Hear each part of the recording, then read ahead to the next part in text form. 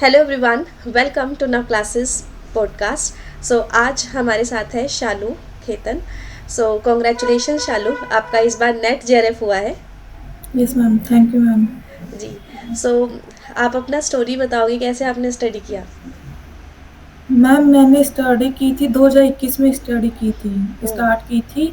और वो अटेम्प्ट नहीं किया था, 21 वाला अटेम्प्ट नहीं किया था, फिर मैंने 22 वाला अटेम्प्ट किया था। उसमें मेरा नेट हुआ था। फिर बाद में मैंने 23 में 3 पेपर हुए थे, उसमें भी मेरा नेट रहा था। मेरा कुछ मार्क्स बोलो या कुछ क्वेश्चन बोलो, 1 या 2 क्वेश्चन से मेरा जेआरएफ रह रहा था बार-बार में। फिर मैंने अपनी गलती नोटिस की कि कहाँ मेरी गलती हो रही है। वही चीज़ होती है कि आप गलती करते हो जी। और वो चीज़ आप नोटिस नहीं करते कि मैं कहाँ गलती कर रही हूँ। हमने पढ़ा तो सब कुछ है, पर वो गलती ही सबसे मैटर करती है। फिर मैंने गलती नोटिस की और इस बार मैं 2024 में जेआरएफ हो गया ठीक है, दिसंबर में। अब वो मिस्टेक थी क्या? इससे हो क्या सकता है चीज़? बाकी बच्चों को हेल्प मिले। वो गलती क्या थी? मैम वो गलती थी सिली मिस्टेक करना या ओवरथिंकिंग करना। हम ये करते हैं, क्वेश्चन चेंज आप लगाते एक हाँ। पहले ए लगाते हो, फिर आपको ओवरथिंकिंग कर सोच-सोच के उसको करते हो तो बी। वो गलत होता है कि अपन जो सोचे हैं, पहले जो आप बोलते थे, जो पहले दिमाग में आए, वो टिक करो, उसको चेंज मत करो कभी भी। जी। यस, मैं क्लास में बता दी थी कि जो आपकी फर्स्ट इंस्टिंक्ट होती है वो हमेशा सही होती है। Yes ma'am. आप चेंज मत करो, फिर भी बच्चे चेंज करके आ जाते थे। यस तो मैम। इस चीज़ को जल्दी समझा करो कि आपकी जो अंदर से इंस्टिंक्ट आती है वो सही आती है, इंट्यूशंस। आज आज मैं बाई चांस इन बच्चों को आज इंडियन लॉजिक पढ़ा रही थी क्लास में। उसमें एक टॉपिक होता है नॉलेज वाला, कि कौन सा यस मैम। सही नॉलेज है और कौन सी गलत नॉलेज है। तो उसमें वैलिड नॉलेज के अंदर इंट्यूशन लिखा हुआ था। तो मेरे को तब मैंने इनको यही एग्जांपल दिया कि तुम पेपर में फर्स्ट इंट्यूशन को गलत कराते हो, जबकि यहाँ पे देखो साफ साफ लिखा है कि इंट्यूशन इज़ वैलिड नॉलेज। तो वो यस इनवैलिड मैम। में नहीं आ रही, वैलिड में आ रही है। तो इस पे ध्यान रखा करो। जी। शालू, आप स्टडी को कितना टाइम देते थे? मैम टाइम का ये नहीं रहता था कि मैं 8 घंटे या 5 घंटे पढ़ूँगी। यही था कि मैं 10:30 बजे सुबह मॉर्निंग में बैठूँगी स्टडी के लिए। और आप बोलते थे एक टारगेट बनाओ, तब मैं ऐसे करती थी, खुद से नहीं पढ़ा जाता था। मैं 4 अटेम्प्ट दे चुकी थी, 4 बार नेट हो चुका था। इतना डिप्रेस हो गई थी कि खुद से बैठ के नहीं पढ़ा जाता। तब एक ऐसा दोस्त बनाओ ताकि उनके बीच में, हम दोनों के बीच में कॉम्पिटिशन हो। अच्छा। तब मैंने एक अपना फ्रेंड बनाया था, उसका नाम फिरदौस है। तो फिर हम दोनों ने ये किया था कि हम दोनों कॉम्पिटिशन रखेंगे एक-दूसरे से, टारगेट पूरा करने के लिए। ऐसा था कि सुबह मॉर्निंग में हम टारगेट बनाएँगे पेपर 1, पेपर 2 का, और इवनिंग में हमारा पेपर 1 स्टार्ट होगा। तो हम दोनों टारगेट बनाते थे कि हम टारगेट पूरा करके ही सोएँगे। उसके पहले चाहे कितनी भी नींद आए, नहीं सोना। टारगेट जब दोनों का पूरा होगा, जी। तभी आज की पढ़ाई पूरी होगी। तब तो नींद ही नहीं आती थी, हाँ। टारगेट है हमारा दोनों का एक। ठीक। वो टारगेट बना के चलो, पढ़ाई आराम से होगी। पता ही नहीं चलेगा कब आपके 10 घंटे पूरे हो गए, जी। कब 8 घंटे पूरे हो गए, पता ही नहीं चलता। हाँ। बेसिकली आपको शालू का कहना है कि आपने रोज़ डिसाइड कर लिया कि इतना मुझे करना है आज, और वो जितनी देर में भी कंप्लीट हो सकता है वो 2 आवर्स में कंप्लीट हो जाए बाई चांस, हो सकता है वो यस दस मैम। घंटे ले ले। तो हमें आज का इतना काम करना है तो करना है, और उसके बेसिस पे उन्होंने किया।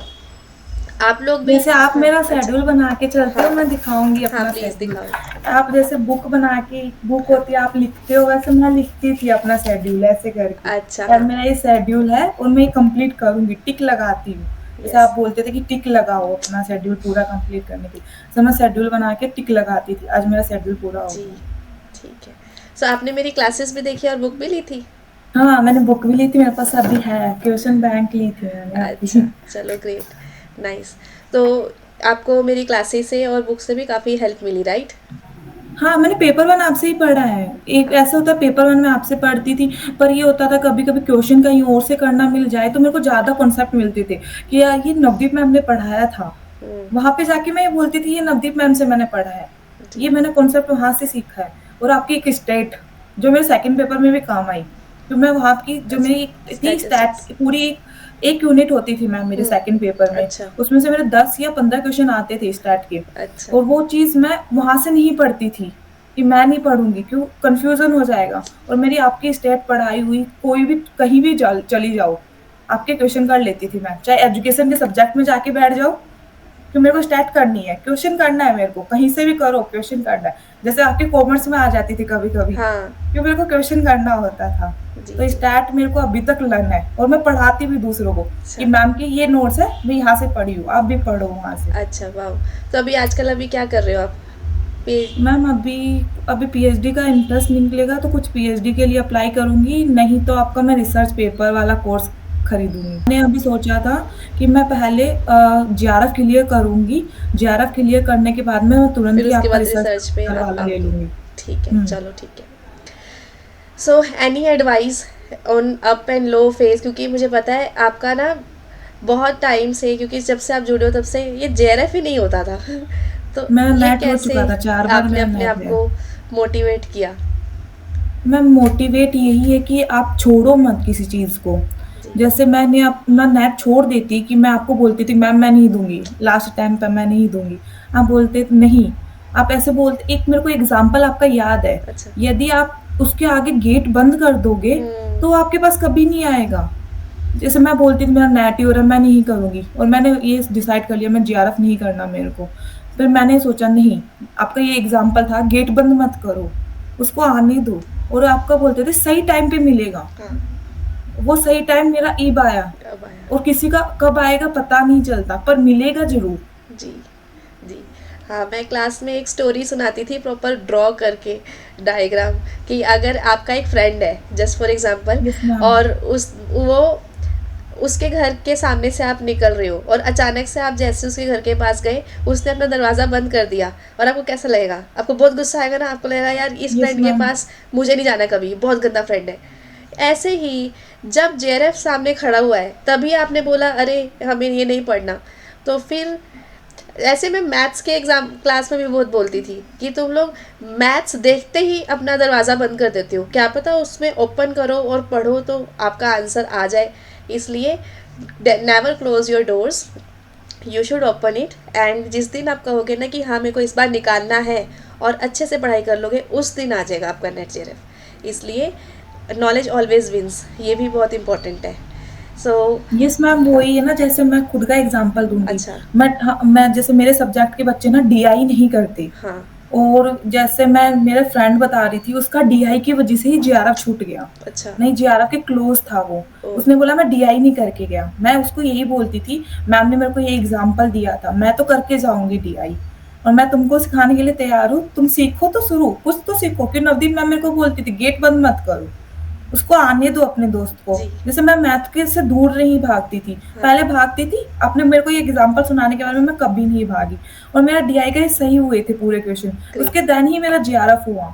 नहीं, पिछली बार मैं डीआई छोड़ के गई थी तो नहीं हुआ था। ये मैं बोलूँगी ही बोलूँगी कि मैथ करो, हाँ, ऐसा नहीं है छोड़ दो पूरी, क्यों मैथ ही जेआरएफ दिलाएगी मैम। बिल्कुल। क्यों बच्चे मैथ छोड़ के जाते हैं, वो मैथ मत छोड़ो। वही आगे लेके जाएगी। ये आपने बहुत अच्छा पॉइंट बोला है। अभी मैंने थोड़ी देर पहले इन्वायरमेंटल साइंस के 2 बच्चों से इंटरव्यू लिया, दोनों यही बात बोल रहे थे, डीआई वाली, कि मैम हमेशा हम छोड़ते थे, हमारा जेआरएफ नहीं हुआ, इस बार हमने किया है और 5 क्वेश्चन सही है और अब हो गया है। यस ये मैम। डिफरेंस क्रिएट करेगा ना, जो बाकी लोग नहीं कर रहे और आप उसको थोड़ा ज़्यादा कर रहे हो, तो वहीं पे तो आपका डिफरेंस आया और इसी वजह से तो आपका नेट जेआरएफ निकल के आया है। ठीक है, तो कभी भी घबराना नहीं है। हमेशा ये मत सोचो मेरे को बस कट ऑफ पे आना है, हमेशा सोचो मुझे सारे क्वेश्चन सही करने हैं, और सब क्वेश्चन सही करने की कोशिश करोगे तो ज़्यादातर सही होंगे। Yes ma'am. नहीं तो ऑफकोर्स तुम्हें पता है कभी भी हम जो चाहते हैं पूरा नहीं मिलता है, तो इसलिए बेस्ट करो। क्या पता ऑल इंडिया रैंक की कोशिश करो, आ गई अच्छी बात नहीं यस है तो मैम। एटलीस्ट जेआरएफ तो हो ही जाएगा, अगर आप इतनी अच्छी मेहनत करोगे तो। ठीक है, सो लास्ट में कुछ ऐसा बचा है जो हम आप डिस्कस करना चाहते हो? मैम यही बोलना चाहूँगी, कभी भी गिव अप मत करो। अच्छा। क्यों बच्चे गिव अप कर रहे हैं, जैसे मेरे पास अभी मैसेज आ रहा है जेआरएफ होने के बाद में कि मेरा इतना अटेम्प्ट है, मैं हार चुका हूँ, जी। 1-2 क्वेश्चन से रह रहा है मेरा, मैं क्या करूँ? क्या करना चाहिए मेरे को? मैं यही बस उनको यही मैसेज करती हूँ, नेवर गिव अप। तो अच्छा। वो चीज़ आपको जेआरएफ पक्का दिलाएगी ही दिलाएगी। जी। आप अभी छोड़ दोगे ना तो फिर खुद से निराश हो जाओगे हाँ। और खुद को कभी भी फेस नहीं कर पाओगे। बस ये आप एक अटेम्प्ट और दो, अच्छे मन से दो। और आप मेरे को ये बोलते थे कि तुम ये लिख लो जेआरएफ, हाँ। सुबह शाम यही देखो। मैं यही मेरे लैपटॉप की स्क्रीन पे जेआरएफ लिखा हुआ है, जेआरएफ ग्रेट। चालू।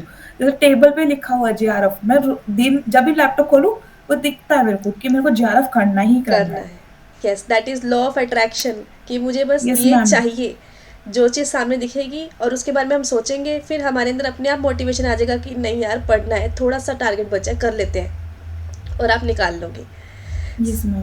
Thank you so much Shalu, आपने थैंक यू सो इतना मच कीमती मैम। टाइम निकाला। शालू बहुत बिजी है, मुझे पता है, उसने मुझे फ़ोन पे बताया। मुझे कही थी एक हफ्ते बाद, लेकिन उसने अब पता नहीं कुछ सोचा होगा कि आज ही दे नहीं देती मैम, हूँ। मेरे को ये था कि आपको ऐसे एक ड्रीम होता है, जैसे मैं देखती थी लैपटॉप में सबका इंटरव्यू होता था, मैं हाँ सोचती थी मेरा कब होगा? कब मेरा जेआरएफ होगा? मैं इंटरव्यू दूँगी, मैम को देखूँगी मैं खुद। तो जी। मैं ये था कि मेरे को देना है। मैं जी। मम्मी को बोली, "आप करो, जो प्रिपरेशन करनी है, मैं इंटरव्यू दे के आती हूँ।" जी, बहुत अच्छे। सो इतना कीमती वक़्त आपने इतने बिज़ी शेड्यूल में से अभी निकाला।